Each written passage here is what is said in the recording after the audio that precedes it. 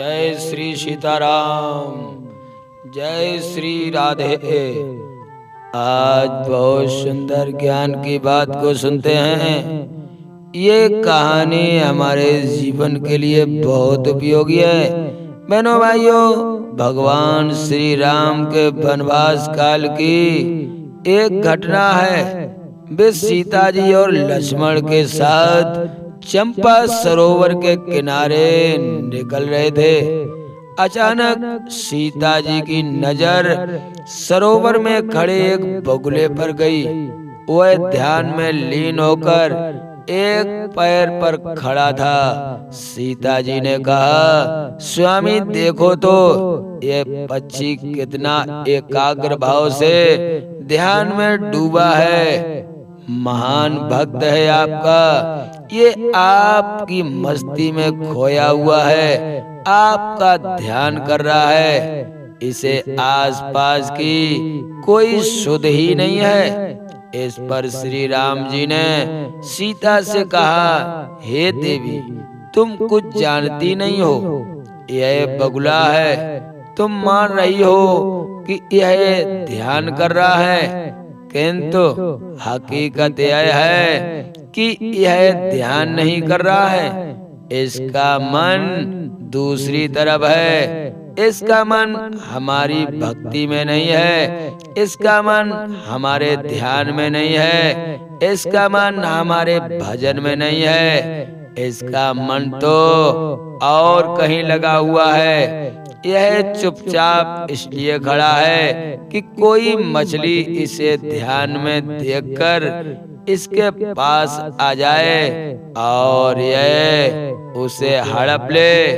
ये बगुला की कूटनीति है, तुम समझ नहीं पाओगी। सीता जी यह सुनकर आश्चर्यचकित होकर सोचने लगी, बाहर से इसका रंग कितना उज्जवल है, कितना सफेद दिखाई दे रहा है, लेकिन भीतर से यह इतना काला है, मैं ये सोच भी नहीं सकती थी। हे प्रभु, मैंने ऐसी कल्पना भी नहीं की। मन मैला तन उजला, या बगुला की टेक, या तो कौआ भला, भीतर बाहर एक। इससे तो बढ़िया कौआ होता है जो भीतर भी काला और बाहर भी काला होता है। मैं ये विचार करके बहुत परेशान हूँ स्वामी। इसका अर्थ यह नहीं है कि भीतर बाहर का कालापन अच्छा है। इसका तात्पर्य यह है बहनों भाइयों कि जो बाहर सफेद है उसे भीतर भी सफेद होना चाहिए। भीतर और बाहर में अंतर नहीं होना चाहिए। यही अंतर तो हमें नरक में ले जाता है। हम जैसे भीतर रहें वैसे बाहर भी दिखने चाहिए। तो बहनों भाइयों, एक बार की बात है, बहुत ही सुंदर बात। एक बगुला अपनी एक टांग के ऊपर करके खड़ा हो गया। बगुला जब टांग ऊपर करके खड़ा हो गया, क्योंकि उसे देखकर ही मछलियां भाग जाती थीं। जब वो किसी सरोवर तालाब में जाता था, मछलियां उससे भयभीत होकर इधर उधर हो जाती थीं। बहनों भाइयों, वह भूख के मारे परेशान रहता था। बगुला के मन में विचार आया, क्या किया जाए, मुझे कुछ करना चाहिए, क्योंकि भूख मुझे इस प्रकार मार रही है कि मैं क्या करूं। बगुला के मन में विचार आ ही गया। उसने अपनी एक टांग ऊपर कर ली। बगुले का ऐसा रूप देखकर मछलियों को बड़ा विचित्र लगा। वे सोचने लगी कि इसे क्या हो गया है। एक मछली ने सोचा, बहन ये बगुला है, पता नहीं, चलो इसी से पूछते हैं। तो एक मछली हिम्मत करके उसके पास गई। उसने पूछा, ये क्या कर रहे हो, तुम्हारे पैर को क्या हो गया है, क्या कोई भारी चोट लग गई है। बगुला बोला, मैं आज से साधु हो गया हूँ और ऐसा वैसा साधु नहीं हूँ, मैं महासाधु बन गया हूँ। मैंने मांस खाना छोड़ दिया, मैं किसी जीव की हत्या नहीं करूंगा। मैंने अपने जीवन में बहुत से पाप किए हैं, इसलिए अब मैं शेष जीवन तपस्या करके बिताना चाहता हूँ, क्योंकि मैं नहीं चाहता हूँ कि मैं हर जन्म में बगुला ही बनूं। मैं कोई धर्मात्मा इंसान बनना चाहता हूँ, इसलिए मैं जीवों की हत्या नहीं करूँगा और साधु बनकर भगवान का भजन करूँगा। उस मछली ने जब ये बात सुनी तो उसने आकर के सारी सब मछलियों को बता दी। फिर भी मछलियों का डर नहीं गया। मछलियां सोच रही थीं, ऐसा न हो ये साधु तो बन गया है, कोई धोखा हो जाए। लेकिन बहनों भाइयों, वे जल में बगुले से दूर दूर रहती थीं।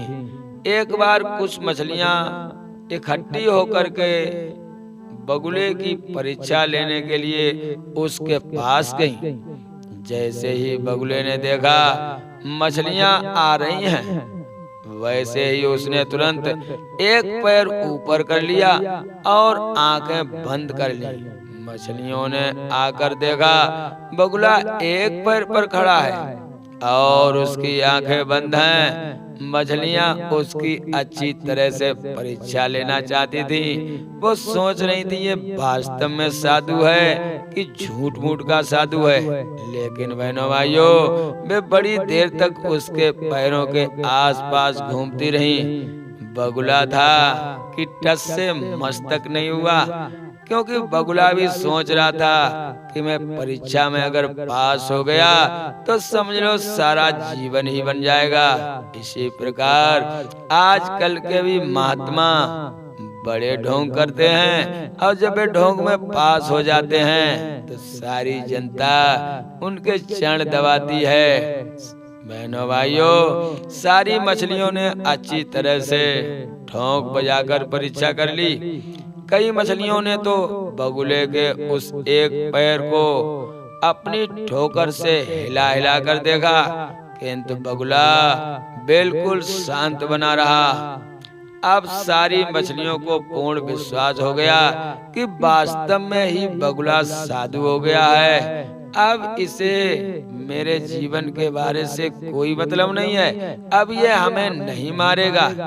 इसने मांस खाना छोड़ दिया है और यह सारा समय प्रभु का ध्यान करना चाहता है। और इस प्रकार दूसरे दिन मछलियां बिल्कुल निडर हो गईं और उसके आसपास घूमने लगी। बहनों भाइयों, जब वे घूमने लगी तो बगुला यदा कदा आंखें खोल कर देख लेता था कि मछलियों को आसपास घूमते हुए देखकर उसे बड़ी प्रसन्नता हुई। एक पैर ऊपर कर लेना और आंखें बंद करके शांत मुद्रा में खड़े रहने वाली योजना को सफल होते देखकर वह बहुत खुश होया। सोचने लगा, मेरी योजना तो सफल हो गई। अब तो दिन हो या रात मछलियां उसके आसपास घूमने लगी। बस मौका लगते ही क्षण भर के लिए आंखें खोलकर बगुला क्या करता था, चारों तरफ घूमने वाली मछलियों में देखता था कि सबसे पीछे कौन सी मछली है। सबसे पीछे वाली मछली को लंबी चोंच से पकड़कर निगलने लगा। जब वो पीछे वाली मछली को निगल लेता तब मछलियां बगुले से पूछने आती, क्या आपने हमारे पीछे आती हुई बहन को देखा है? बगुले ने कहा, अरे भाई, मुझे तुम्हारी सहेलियों से या किसी बहन से क्या लेना देना। मैं तो एक साधु हूँ और मैं एक शाकाहारी बन गया हूँ। आप उसे कहीं और जाकर खोजिए, उसका पता बतलाने में मैं असमर्थ हूँ। एक पैर पर खड़ा होना, आंखें बंद करना, हिलना डुलाना बिल्कुल नहीं, और रंग तो उसका सफेद उज्जवल ही है। दिन रात मछलियां खाना और पूछने पर झूठ बोल देना, बस यही क्रम बगुले का चलता रहता था। तन उज्जवल मन काला, यह रीत पतन की ओर ले जाती है। बहनों भाइयों, एक दिन सभी मछलियों ने विचार किया, बहन जब भी हम बगुले के पास घूमने जाती हैं तो हमारी पीछे वाली बहन का पता ही नहीं लगता है कि वो किधर चली जाती है। एक मछली बहुत होशियार थी। उसने सोचा, बहन चिंता न करो, इसका पता मैं अवश्य लगाऊंगी। हम कहीं भी घूमें हमें कोई हानि नहीं होती है, लेकिन एक साधु बगुले के पास जाने पर ही हमारी पीछे वाली बहन गायब हो जाती है। तो मछलियां सोचने लगी, बात तो सही है, लेकिन ये गायब कैसे होती है? तो वो बूढ़ी मछली कहने लगी, तुम चिंता न करो, आज तुम सभी मछलियां बगुले के आसपास घूमोगी, लेकिन मैं तुम्हारे साथ नहीं जाऊंगी। सभी मछलियां कहने लगी, क्यों? तो वो मछली बोली, मैं ये देखना चाहती हूँ कि पीछे वाली मछली जाती है तो कहाँ जाती है। सभी मछलियों ने कहा, यह भी सही है। तो दूसरा दिन हुआ, सभी मछलियां बगुले के आसपास आराम से घूम रही थीं और वो एक बूढ़ी मछली चुपचाप दूर से देख रही थी कि क्या होने वाला है। बहनों वालियों, हुआ तो वही जो मछली का विचार था। पीछे वाली मछली जैसे बगुले के पास से निकली, बगुले ने लंबी चोंच की और पीछे वाली मछली को निगल गया। तब बूढ़ी मछली ने कहा, बहनों, ये बगुला साधु नहीं है, तुम्हें धोखा दे रहा है और पीछे वाली मछली को स्वयं निगल जाता है। आज से इसके पास मत जाना, वरना एक एक करके सभी इसका निवाला बन जाओगी। तो बहनों भाइयों, धोखा और छल ये हमारे जीवन को लाभ नहीं देता है, बल्कि हानि पहुंचाता है। कोई भी शांत स्वभाव वाला दिखने में लग रहा हो तो आप ये ना समझें ये वास्तव में महात्मा है। उसकी खोजबीन चुपचाप कर लेनी चाहिए, तभी उसका संग करना चाहिए, वरना संगत से कुसंगत ना हो जाए और मेरा जीवन परेशान हो जाए। तो ये कहानी आपको कैसी लगी?